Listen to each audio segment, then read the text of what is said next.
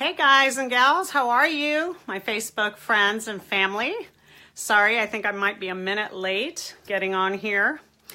I was rushing in from work, and I kind of looked like I was rushing in from work today and just had a couple of minutes to pull myself together to get on here with you guys.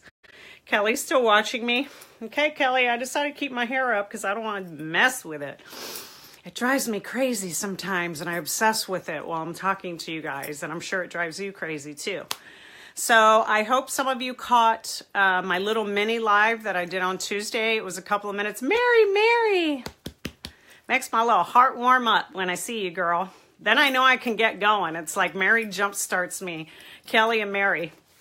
So this is really awesome. I did a little mini live on Tuesday. It was only a couple minutes, and met a lot of new people that were fabulous and gave such great comments. So thank you for that.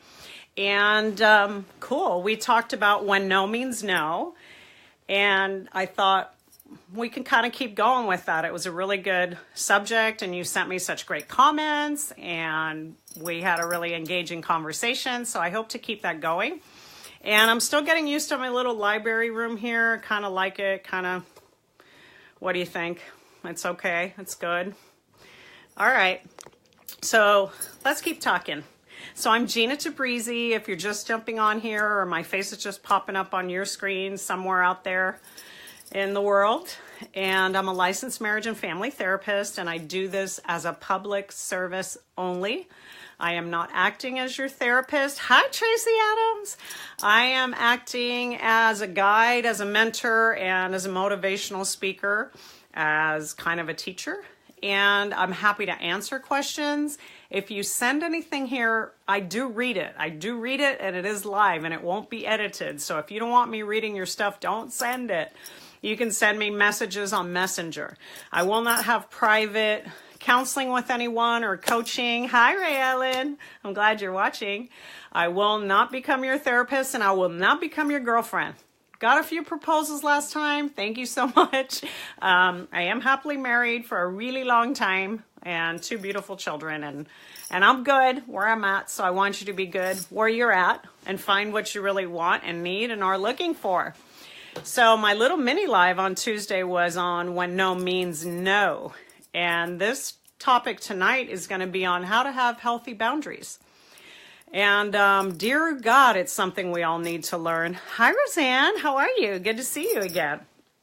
You know, I have struggled in this area. Hi, Brittany. Say hi. Say hi to each other. Hey. Hi, Chris. You're so sweet. And love each other. This is a non-judgmental, non-critical format. I am open to all religions, colors, creeds, races, everything that God created on this universe and how we deal with that. So I want respect and love and kindness, and that's what I preach, and that's what I promote, and that's what I practice. Hi, Julie. And I just want you to continue that. If you jump on here and you get mean or critical to me or other people, then just jump off, because nobody got time for that. You don't have to watch, right? You're not being paid, and there's not a gun to your head to tell you to keep watching me. So if you don't like what you're hearing or seeing, dear God, please just jump off. So I've been very patient and nice with everybody, and most of my audience has been super cool and nice and sweet. So let's just keep that going. Let's keep the good vibes going. Don't we have enough shit going on in this world? Said it again. Don't we have enough crappiness out there, and negativity and rudeness and bullying and sexual harassment and all kinds of harassment we got going on right now? And today's International Women's Day. So to my fellow women out there, hey girls, keep it real, keep it going, keep your voices being heard. And I want to say to the men out there, do we have an International Men's Day? Because y'all should have one too. Like, we should just not like hog that. That shouldn't just be our thing. It should be a global thing. It should be International Human Day. And all of us should love and respect each other. What do you think about that? Hi, Mary Knight. And Chris, I like it when you play with your hair like that.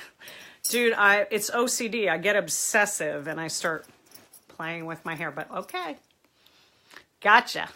So anyways, Human Day, human respect for everybody. So today I practice gratitude for all the women in my life, and so I want to throw out there as we're starting this topic on healthy boundaries, and there's women in your life, maybe you want to practice some healthy boundaries with them.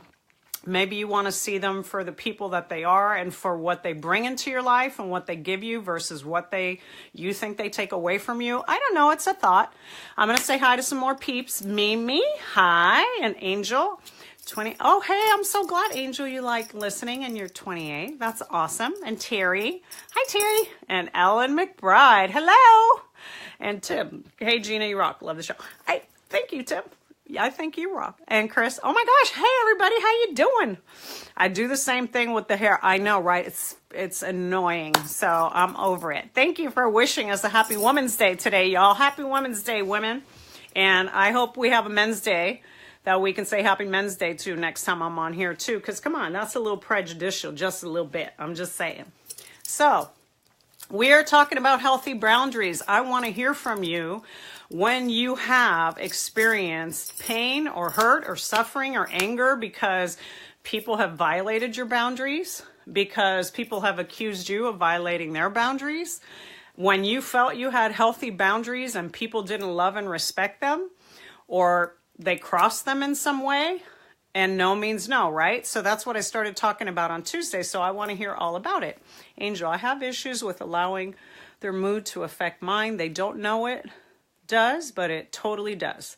It's because I care. Need some boundaries. Okay, Angel. All my sisters love to all my sisters. Let's talk to Angel from, hi, Terry Lee. Hey, girl. You surviving the snowstorm in the UK? Oh, my God. Send mad love to Terry Lee, who has been down in a snowstorm, girl, going through hell in the UK. Hi, Christy. So, Angel, listen, here's the deal. One of the reasons that we have difficulty with setting boundaries with people is a fear that they're no longer going to love us or we're going to be abandoned. A lot of times we don't say no to things that we mean to say no to. A lot of times we don't tell people that something they're doing or saying is upsetting us because we are afraid that they are going to leave us. We are afraid that they're going to get angry with us or that we're going to disappoint them in some way. If you agree with that, let me know, because that to me is very common. Hi, Terry. Husband does not respect me. Girl, my other Terry here just said that. So let's talk to you and Angel. So yes, need boundaries. When we allow someone over time to continually or repeatedly disrespect us, not hear us, either by calling us names, by putting us down, being hypercritical of who we are, then we are leaving the door open for them to do it over and over and over and over again. We are teaching them that it is okay to treat me this way, and I'm willing to take it. And what I want to say to you is until you close that door, they will continue to disrespect and cross your boundaries. There are emotional boundaries, there are physical boundaries, and there are even spiritual boundaries. So your emotional boundaries are how you feel in relationship with someone and that your feelings are valid. So if you're hurting and someone says to you, oh my God, why are you crying? You're too intense. You're too sensitive. Oh my God, get over. They're not respecting an emotional boundary of yours. I have the right to feel whatever I feel and you don't have to like it, but those are my feelings, right? So we don't get to judge and criticize and put down and belittle people because they're feeling what they're feeling. Are you here? Are you feeling me on that? Do you hear me on that? Let me know. Make your comments. So yes, so true. I was used and called names and beat on. Okay. When you have a history like Julie, my dear, and Terry, of someone emotionally or physically beating you. Amen, Terry. That's right, girl. I'm going to preach it. Hi, Angel. Hi, Dennis. So when you have that history and you get used to it and you leave that door open, then people think, it's okay. You're giving me permission to treat you this way, so I'm going to keep treating you this way. And when we come from a place where we have been abused or we've been emotionally abused, maybe not even physically or sexually abused, just emotionally abused, like in childhood, or you had an angry, physically abusive parent, or an alcoholic abusive parent, or some other form of neglect or abuse, then sometimes you'll get into relationships and you'll repeat that same pattern because that's all you know. So you think that's love. And so you attach yourself to it going, well, at least they care, because you learn that when they're angry, that means that they care. At least they're paying attention to me when they're mad at me, because when they're not, they're completely ignoring me. That's a form of emotional abuse, you guys, if you didn't know that. And that's a boundary that you need to work on holding for yourself. So let me see if I can catch up with some of the comments. So let's see, Julie, amen, sister. Lost fear out of treatment for alcohol. Hubs pulled up my plants for the sake of, I don't know, Ellen, but it sounds like your hubby did something mean while you were trying to deal with just getting yourself right and going through treatment. And I'm so sad and sorry for that. And I did wish I did that to my last wife, and I am so sorry. Oh, Chris. Okay, good. So here Chris is admitting that he struggled and he used a form of verbal or emotional abuse, or blackmail, I like to call it, to control. I want to teach you something about people who do that and are emotionally abused. And I'm sorry if I'm skipping over some of you because they're longer comments. Julie, I was always told as a child that I was too sensitive. Oh my God, me too. Hi, Julie. Well, that makes more sense now. Okay, so bigger yard. I'm going shopping for planters tomorrow, spending much. Oh, okay, good for you. So you came up with a solution. So what I want to say about the emotional abuse part, and Chris making an amends and admitting his part in this, I'm sorry. I talk too fast sometimes. When you're emotionally abused and you learn to repeat that pattern and people start doing that to you as an adult, you think it's okay because it's all you know. It's what you learn. But I want to teach you something. The person who's emotionally abused you probably feels the same way. They're trying to gain control because they feel so out of control. And they're trying to put you down because they feel really badly about themselves. They don't have self-esteem. They are wounded, broken birds, and they are acting out their low self-esteem by taking out on you and making you less than them. And so I learned this thing in CODA and codependency meetings is, if I'm okay with me, I have no need to make you wrong. If I'm busy trying to make you wrong and put you down and squash you down, tell you you're fat, ugly, stupid, worthless, unavailable, unattractive, dumb, whatever it is I'm using to control you, whether you're a lousy cook, you're a lousy friend, you're a lousy lover, whatever it is, I'm throwing all that out at you because I ain't right, because I don't feel good about me. And I don't think I deserve love. And so if I'm with a woman or a man who's trying to love me, and that's what I'm getting from them, is because I don't deserve love. So why does this person love me? So I got to ruin it. I got to do something to break this up and ruin it. Okay. And that is a loss of boundaries. Now I'm talking a lot about just in relationship and holding boundaries. So I hope you're following, because it really is about not allowing people to treat you in a way that is less than what you deserve. If you allow people to treat you less than what you deserve, they always will. So know that and believe that and remember that you have to hold the line. Nobody holds the boundaries for you but you, okay? You can't expect somebody else to read your mind or to know what it is that you need. If you don't step up and say, this is what I need and I'm not willing to take less, that person will give you less.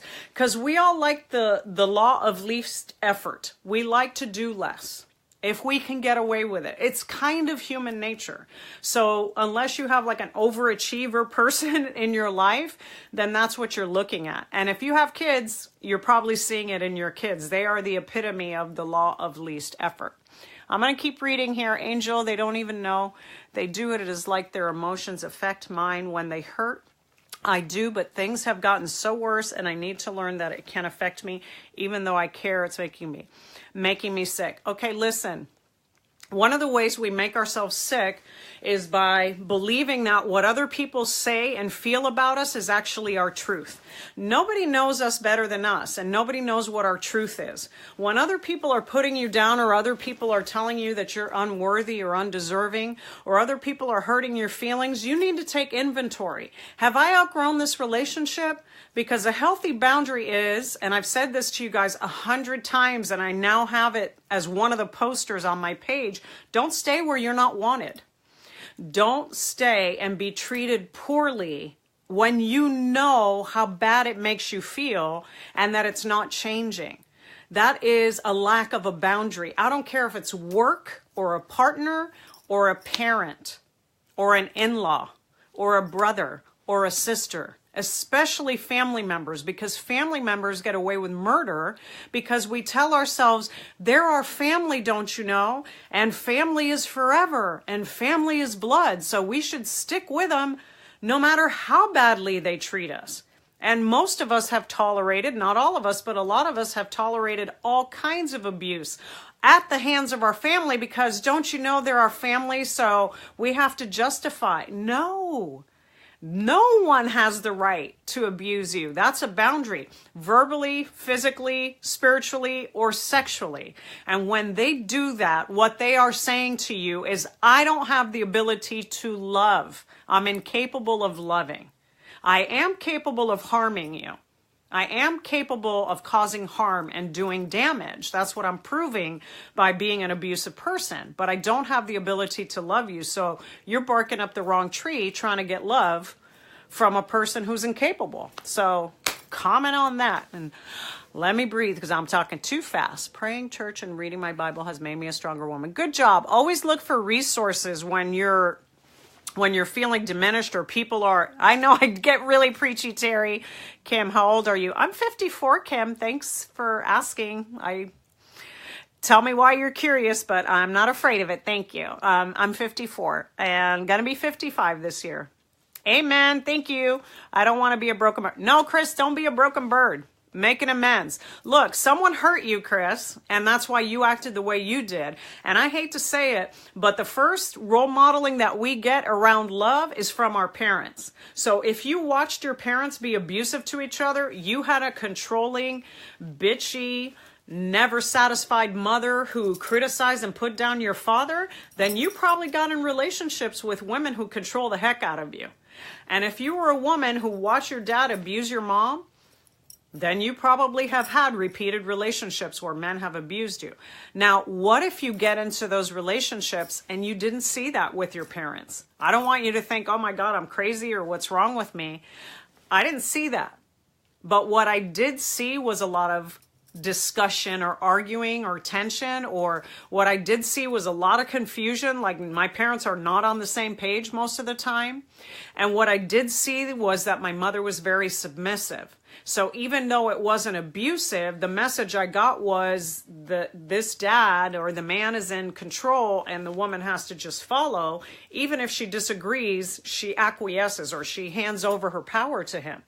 You can learn that in a semi-healthy home that didn't give you abuse. So I don't want you to feel, if you don't have those dynamics I'm talking about, that there's something wrong with you because, oh my God, I do the same thing, but I wasn't abused. Well, it's because your parents gave you messages like girls are to be seen and not heard, or boys are to be seen and not heard, or girls are pretty and boys are dumb. I mean, there's subtle ways that you get messages from your parents in your childhood about, well, you're really good at this, but you're terrible at that. And how do they know? Maybe you've never tried that activity, whatever that is. They're just making you do certain things because you're a boy or you're a girl. That starts to define some boundaries, and that causes us a lot of pain later in life when we're trying to identify who we are as a person. So I just went off into a whole other subject, but I hope you're enjoying it. Terry Lee, walk away from toxicity and other people. Amen, Terry. Kim, I had to learn to let go of the past. Oh my God, you guys, isn't that the hardest thing ever? So I tell people, unpack your bags. If you're in a relationship now, or you're in a new job, or you just left an old job where you were being abused, you were talked down to, your boss took advantage of you, and I'm not just talking sexually. I'm talking take advantage of your time and your talent, and you weren't rewarded, and you weren't appreciated, and you were diminished in some way. That's a form of abuse, and it's abuse at the workplace. We take those bags of abuse and we move into the next relationship without exploring and figuring out why we got there and why we put up with that crud for as long as we put up with it, until we can find within ourselves forgiveness and understand that we should never stay where we're not wanted and we should never outstay our welcome. Then we will unpack the bags of abuse into the next relationship, and it's going to happen again and again. Tell me if you agree, you disagree, you're feeling it, you're loving it, you're right there with me, or you have more comments and questions. I'll try to catch up. I know I'm slow to the party here. Hi, Kim. Thank you for saying it's good. And Julie, amen. Terry Lee, Ellen, I no longer have time to waste on something or someone. I have no control to change. Amen. Matt, you got to draw the line sometimes and somewhere with boundaries, and don't enable them. Yes, enabling is sick. It's toxic. It's not healthy. It's not about love. If you think you're helping a loved one who has depression, or who has a drinking problem, or who's been cheating on you, or whatever their dilemma or their problem, or they're depressed, or they lost their job or whatever, and you keep enabling their bad behavior, they're taking out all their dysfunction and their sadness and their hurt on you, and you keep taking it, you're enabling that behavior. They're not getting better. You can't fix what's broken in someone else. Ever. So you have to look at it and say, here's where I draw the line of what I'm willing to live with. If you can't find a solution for yourself to get healthy again and to live this life right and to be a better person with me, at least in this relationship, I can't stay here because you're killing me. So don't stay past your expiration date. They don't talk about it. They put themselves down. Ray Ann. Family is the worst to stab you in the back. Oh my God, it's so bad. It's so bad, and it's so shocking when it's your family. You're like, huh? Right? You guys? I mean, I hear stories every day besides experiences that I've had. And I hear stories every day about how family members betray each other. And it breaks my heart, you guys. So when you have that story, when you don't come from a very functional family, or your family has been a family that has in some way diminished you, criticized you, been jealous of you, been envious of you, been angry and resentful of you, and you can't figure it out, and it's gone on and on and on, they have met their expiration date with you. That's not what family is.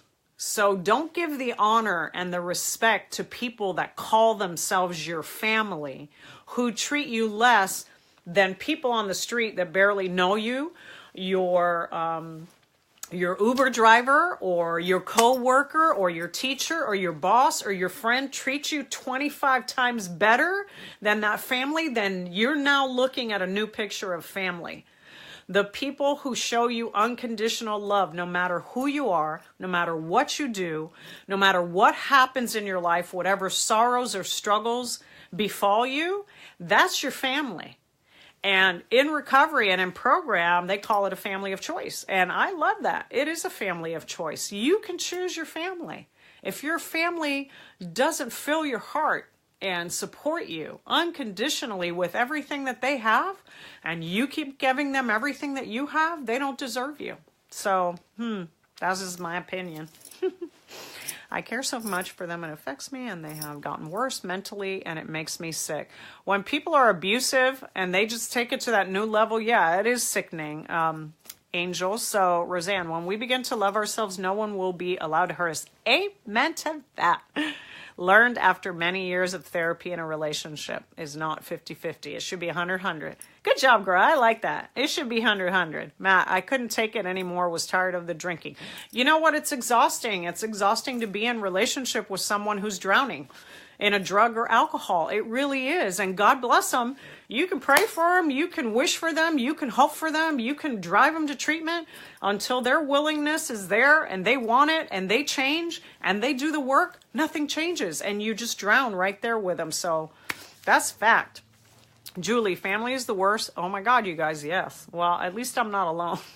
in this one. It's so hard to talk about because it's so taboo, right? My dad would say, I love you, but I don't like you. What do you think about that, you guys? And Julie, what do you think about? I don't like that. I would say, I don't like your behavior right now. If my child is doing something wrong, really, honestly, live and stealing, thieving, something really that could harm them as well, not just affect me, I would say, I don't like what you're doing, but no matter what you do, I will always love you. So I'm going to paraphrase that. Maybe that's what your dad meant. I'm going to give him a little grace and think maybe that's he was stabbing for, but it hurts to say that to a child. And I had this perception with my own mother that she didn't like me. And so I totally get you, Julie. Like, she could tell me she loved me, but I felt it like she don't like me because I wasn't the person that she was wanting me to be. You know, it's different today, but it was many years of that pain. Have some water, you're on fire. I know, I'm totally... So I have a cold, you guys. You could hear it. I'm all stuffy and I forgot my water and I didn't want to be late and I was 1 minute late as it was. So I'm sorry. I hope you'll forgive me because I got a lot. But I'm stuffy and I'm dry. And so, yes, I'm running over myself and my words. And the more I talk, the more you're going to hear that I have a little cold. My dad verbally and physically abused us. Well, that answers that, okay? I needed to hear that. I'm so glad you needed to hear this, Kim. I never knew my real dad. My mom was very submissive, and I watched her get beat most nights, and usually I was next. See, Chris, you just answered for me what I thought, what I was saying was, in theory, what I was saying is that when you witness it in your own home, you're going to repeat it in some form or another. And it's a frightening thing because you grow up as a child being abused, saying, I will never... I will never do that when I grow up. Yet when you grow up, those angry, hurt feelings that you experienced as a child start to come up and you want to be in control. Because when you were a child and you're getting beat or your mom's getting beat, you were not in control. And those are the most unhealthy boundaries someone can have is to violate you physically, right? So then as an adult, you start to do it because you're trying to get control of your own anger, but you are completely out of control. And that is the truth. So we don't ever have the right to lay hands on somebody. You guys, I'm going to scroll up because I'm not going to be able to catch up with all these. But remember, if you've been watching for a while, I'll go back later. I'll go in and I'll comment on all of these comments that I've missed. And I'm not skipping over because I prefer one to the other. It's just as quickly as I can see it on the stream while I'm talking. So what I'm saying to Chris and I'm saying to all you all is that you learned in your anger, you had nowhere to go with it. So as an adult, you start to express it in the very same way that you watched your abusive parent express it. And a part of you can't believe it. You're like, oh my God, I'm doing the very same thing. I can't believe it. And I can't stop myself because that child is so angry from what they witnessed, and they want to be in charge this time. They don't want to be the one beating and getting beat down, and so they act out the way that they saw their parent act out, and that's so sad, and I'm so glad, and it sounds like maybe you've caught that, and that you're sorry, and that you're willing, and I appreciate that, because you got to look at the anger that you have with your dad has nothing to do with the women in your life today. And your dad taught you not to respect women because something happened to him that made him not respect women. And it isn't about the women, it's about the fear. When we're angry with people and we're abusive emotionally, physically, spiritually, sexually, is because we're afraid. Whenever you're angry, there's a boundary there. I want you to say to yourself, what am I really scared of? You know what I'm scared of? I'm scared my wife's going to leave me. And I'm trying to beat her into submission to stay with me with my words, with my actions, with my deeds. And she's going to go because the more you do that behavior, ultimately she's going to go. And that is the story of my first marriage, was that I was psychologically beat down until I had to leave, where there was no choice. And his constant fear was that I was going to leave. So eventually I did. I had to, because he left me no choice. It's that vicious cycle. Are you feeling that? My sister uses her anger, Julie, to control and to manipulate people. I'm not sure how to address it and set boundaries. That is a great question, Julie. Thank you. Okay. So when someone has big anger, if they're explosive or they use foul language, they've already crossed the line of being in control. They are no longer in control. So it's very hard to reason with the unreasonable. It's the same thing of trying to have a reasonable conversation with somebody who's intoxicated. It's not going to happen.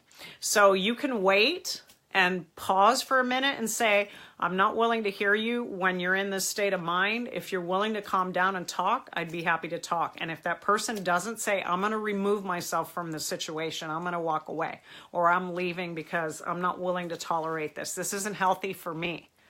If they keep coming at you, you just quiet. Sometimes I do gentle hands up and say, I'm done. I don't deserve this, and I'm not taking this. If you want to talk like a reasonable and normal person, then let's have a conversation. But if you're going to yell at me, I'm out. I need to go.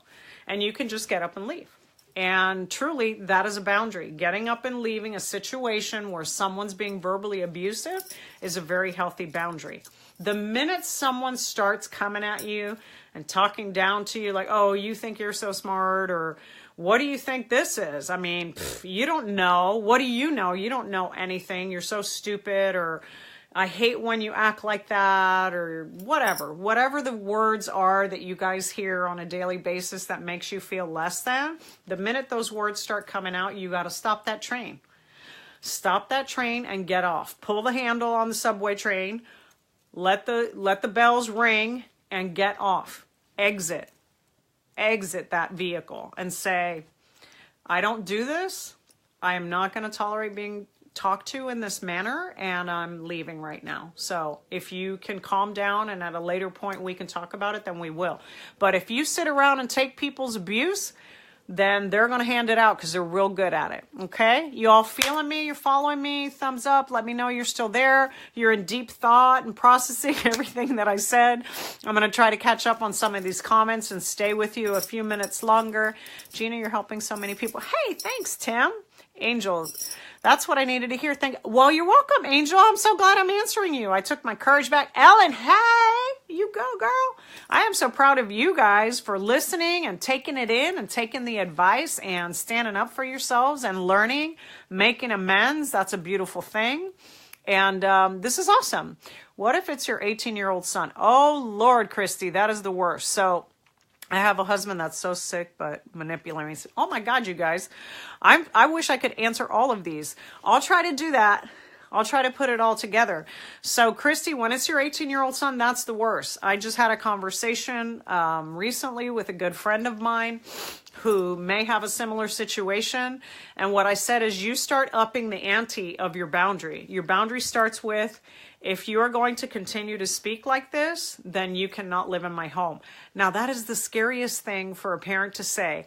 And I have to tell you, I'm Latin, Hispanic, whatever you want to call us, whatever the new PC word is. My parents were Cuban and born in Cuba, and I identify as Cuban American, even though I was born here in the United States, and I'm third generation American. But I identify because I learned that language first, and I'm fluent. So what do you care about that? I am saying that because in a Latin home, you don't kick out your children. Your children can stay till their 30s to 40s sometimes. Like, it is like the worst sin ever to kick out a child. So here's the thing, is if your child thinks it's okay to abuse you, you've lost so much respect. You don't have time to fix that and gain that back. So the only thing you can do is set a boundary.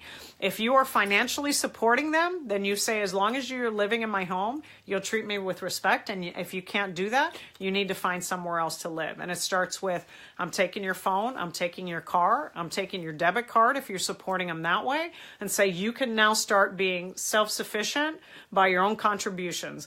As they teach in program, by the way, you need to go and get a job and do this, and I'm giving you 30 days to do it. Now, this sounds very harsh, but no child wants to get away with abusing their parent. It doesn't make them feel good about themselves. And when you allow it, there's a feeling of shame that they're carrying, but their anger will start to escalate because you're allowing it. They feel like, you're letting me get away with this, and I know it's wrong. So I kind of had a similar situation in my home when we were young, and we are in a Latin home, and my brother had to step out of the home for a minute because there was a lot of anger there and there was a lot of discord and it wasn't a good situation. And so he had to leave and then return to the home. He saw that it was very, very difficult and he had made some maybe unrealistic decisions. And so to return to the home, more boundaries had to be put in place, right? So this is what happens in our home.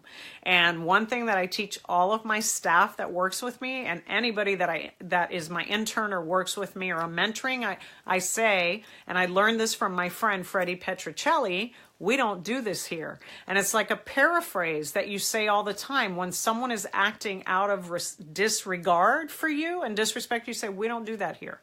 So I don't do that here. We're not going to accept this here. We're not going to tolerate this behavior here. But you got to have some consequences and boundaries, especially if it's a child, because otherwise they're just going to run amok.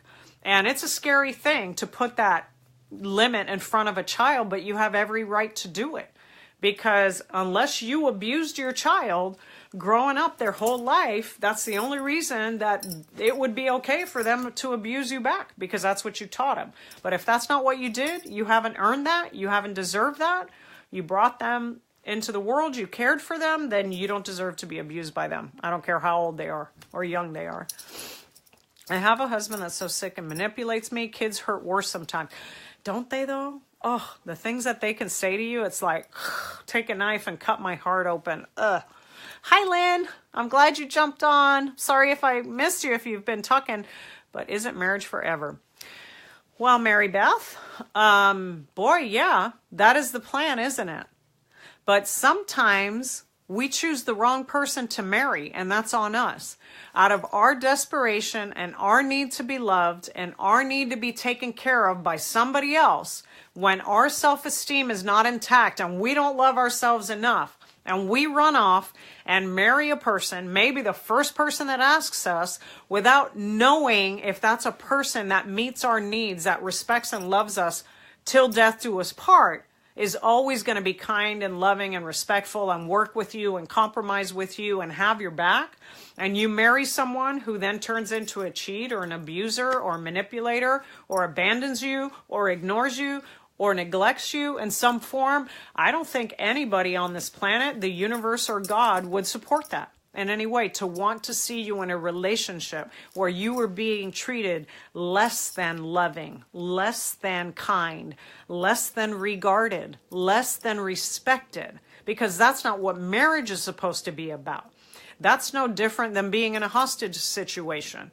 That's no different than being abducted and being with a perpetrator who's controlling, manipulating, using, and abusing you. Now, we don't have to like it. I was married in a church, in the Catholic Church, under God and all my witnesses. And it was hell. And I was the first divorce ever in our entire family, generational trees ever. And I had to do that because I had to save myself, because I would have drowned in that marriage. I would have probably taken my life, or maybe he would have taken my life at some point. I don't know, because I would have wound up in a mental hospital or something.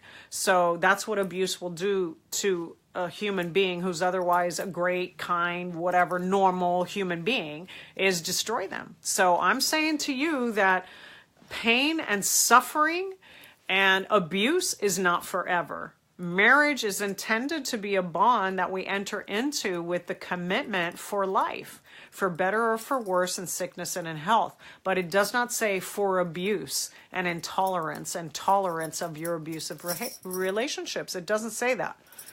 Doesn't say that. Love you. I hope I answered your question, and I know that's an intense one, and I appreciate the values that go along with that question. I always say that to my kids. Whew, you guys, I'm going to take a breath. How you doing, Becky? It has a 22-year-old daughter. I have done all I can, and she is violent and has a nasty mouth. She texted me and said she wished I was dead. So am I wrong as a mother to cut my ties? No. No, you're not.